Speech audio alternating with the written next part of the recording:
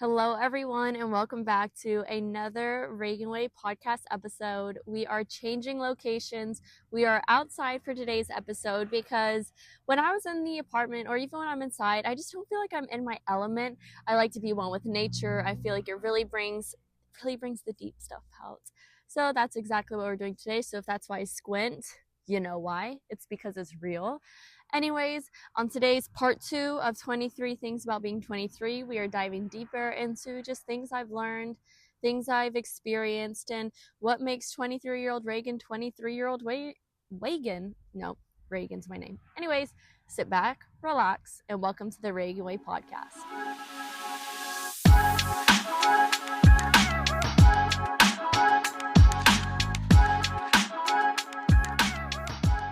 The first lesson that I want to talk about is something I wish I knew, honestly, when I turned like 21 and was going out in college.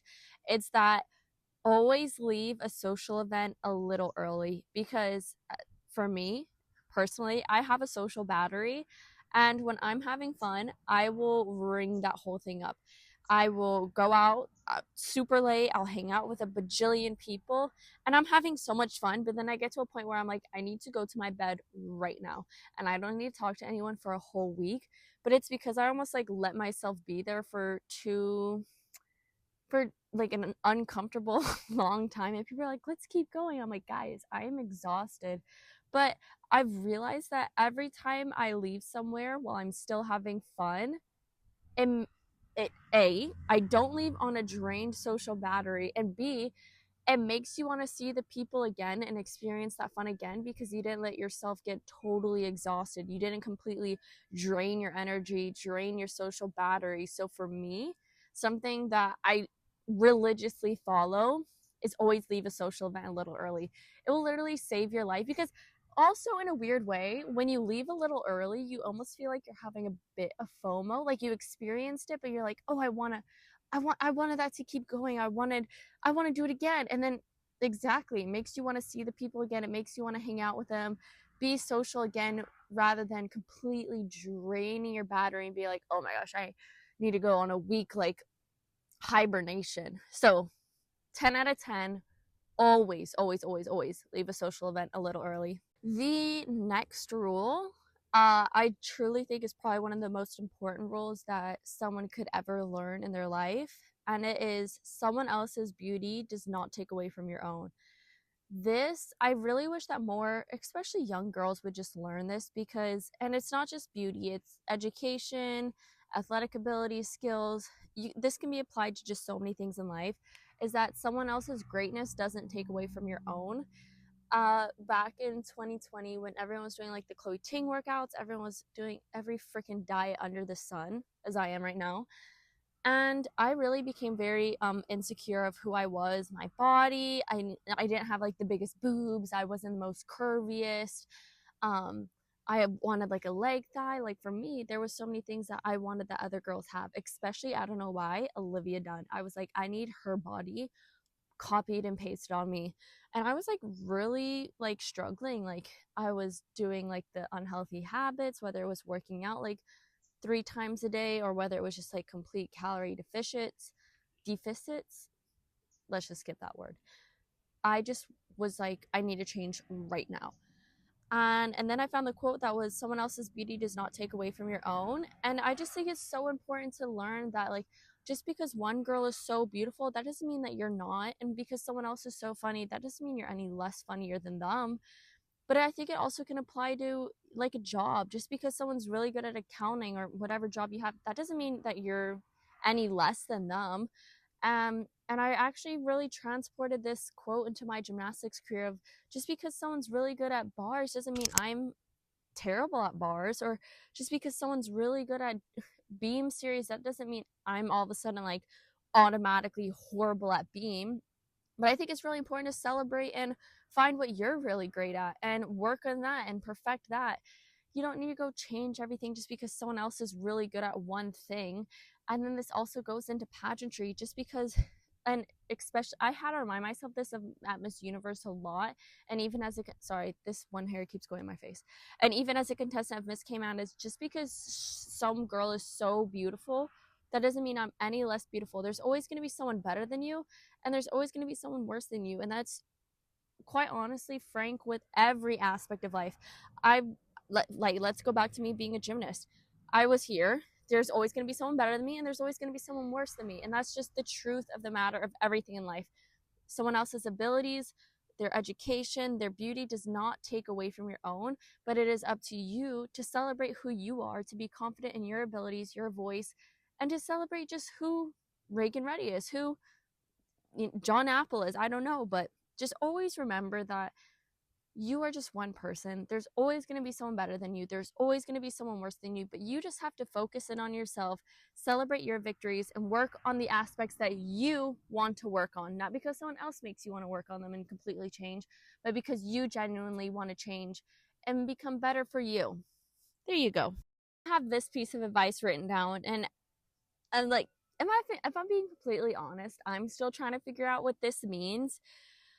I know what it means, but sometimes I'm like in denial. But it's looking for a sign is a sign.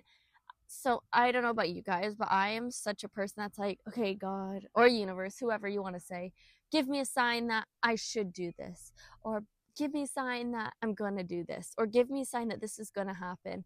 And so many times you say one thing. You say like, I don't know, like, God, give me a sign that I should not be friends with her. But looking for a sign is a sign.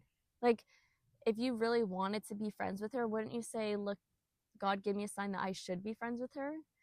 I think it's so like important that you kind of hone in on your subconscious, especially when it comes to like relationships or even your gut and, instinctual feelings of if you're asking to see a specific thing, to show you a specific sign, whether it's asking if you should leave a job, if you should leave a person, if you should make this big decision. I personally think, and I'm sure a lot of people are going to disagree, like, hello, but this is the Raegan way, is that if you're looking for a sign to show you one specific thing, don't you think that's because you want to see it? Like, if I'm like, God, show me a sign if I should just leave my job. And you're like, fingers crossed, God, please show me something. Like, girl, just leave the job. Like, if you're asking and if you're looking for a sign, that is the sign itself. I think this can go for many different circumstances, but I think it's just important to, like, if you really want something, if you really want to do it, if you really want to say it, then just do it. You don't need to look for a sign. You don't need to ask for a sign, because thinking of the sign and thinking of that is enough in itself. Like, be confident in what you want to do, be confident in what you want to accomplish and what you want to say and what you want to think, and just do it. I try and live the Raegan way, but it's up to you to live the I don't know, live the Emma way, live the Hannah, live the Nick, the Noah, whatever. Live the way that you want to live, and just pursue that. Like, you don't need a sign to tell you what to do with your life. And if you're asking for the sign, it's probably because you want to see it, because you subconsciously, really consciously want to make that choice. Just saying. Just saying. Oh, almost like just knocked over everything. The podcast episode would have ended real fast. In my 23 years of life, even though I'm 23 in 2 days, 23 and 2 days old, I think the thing that I really learned when I was 22, so it took 22 years. I think some people might find it sooner, some people might find it later, is how important balance is, because I never had balance. I was either like hot or cold, black or white, like 100% or 0% with anything I did. And I think a lot of it had to come with just how I was brought up in the gymnastics world of train like 40 hours a week, go, go, go, go, go, little time for school. That I was never explosive. I was good at like balancing everything on my plate. Like, I somehow got everything done. But did I really enjoy it all the time? No. And that's just the truth. Like, it's a lot. And I think that's why you get burnt out so much in life, is because you're just trying to do too many things, putting 100% into everything that you're trying to do. But at the end of the day, all you can give is 100%. You can't give like 110 different aspects. You have to split up your 100%. So for me, and I think it's really important for other people, sorry, my dog is barking and it's like a little rude. Anyways, is that it's important to be realistic with yourself. It's important to say, hey, this is what I can give right now. A way that I've been really finding balance recently is I love my morning and night routine. Oh my gosh, I love it. I purposely get up 30 minutes earlier than I have to just so I can go sit outside and drink coffee. Because for me, that's finding my balance. A lot of my day is doing stuff for other people, and a lot of my day is spent going around crazy, trying to get hair, makeup done, trying to go to this event, this plan, this. You all this computer office work. Go. That I'm always like up here all the time. But when I get my 30 minutes to be by myself in the morning, that makes me feel more in control of my life, and that's adding the balance of peacefulness into my very high strung, stressful life. And even at night, it's like an hour, but I love my night routine of I do my everything shower, I do my hair mask, I do my gua sha, I started the dry brushing, and then I drink my tea and I read my book. And that to me, it's what, an hour and a half? Sometimes it's only an hour between the morning and night, but that's my time to be myself. That's my time to be by myself. And that's my time to take care of myself, of just, you know, I will give myself the hour and the rest of the time I can give to other people. But that's me finding my balance of this is going to be for me and I'm not going to let anything disrupt it. Maybe I have to get up earlier than necessary so that I still have that time. But it's just important to take care of yourself, be one with yourself, and be a little selfish with your time. The rule that actually goes perfectly into finding balance is self-care is not selfish, and this is something I've had to learn within like last week because for some reason, even still now, I'm so weird about taking a day off. I'm like, no, I'm being lazy. No, like this is horrible. How can I just do this? But it is so important. Like, you are yourself. You need to take care of yourself, whether it's taking a mental health day, whether it's taking a sick day. Like, your body, your mind, everything is a temple and you need to protect it. I think so many times we're just so caught up in work, we're so caught up in doing things for other people that we forget that we need to take care of ourselves. So whether it is saying no to a social event, whether it's, you know, like saying like, no, actually I need to do this for me, that's not selfish at all. In fact, I have so much respect for someone that can say no, as weird as this sounds, because I'm someone that's like, whoa, they stood up for themselves. Like, I remember as a kid having friends that were able to say no. I was just shocked at how, what they're so strong, they're so brave, they said no. And in my brain, I was like, that is crazy. But no, it's not crazy, Raegan. It's okay to stand up for yourself. It's okay to take care of yourself.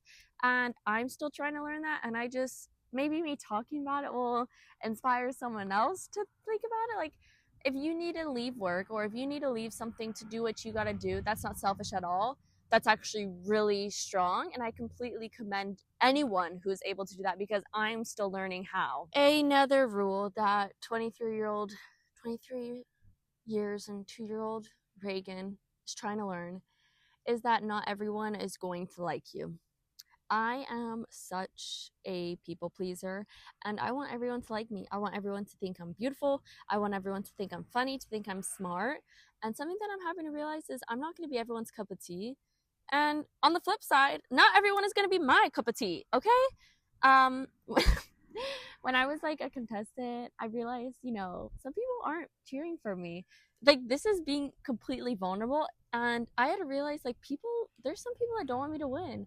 Or there's some people that just don't think I'm it, that don't think I'm beautiful as the other girls. They don't think I'm as funny, as smart, as educated, as eloquent. And that really took a toll on my self-confidence of, not everyone thinks I'm it. And then I had to realize, like, I'm not going to be everyone's cup of tea. I don't even like some kind of cups of tea. But in the same breath, not everyone is going to be my cup of tea. And I think it's important to realize, okay, let me be my little confident Raegan Pookie self, is you are a blessing in people's life. Okay, people are lucky to have you in their life. I don't know who's watching, but I know you're funny. I know you're the funniest person ever. I know you're beautiful. And I know you have so much to offer to this world. And if someone can't realize it, there's the door.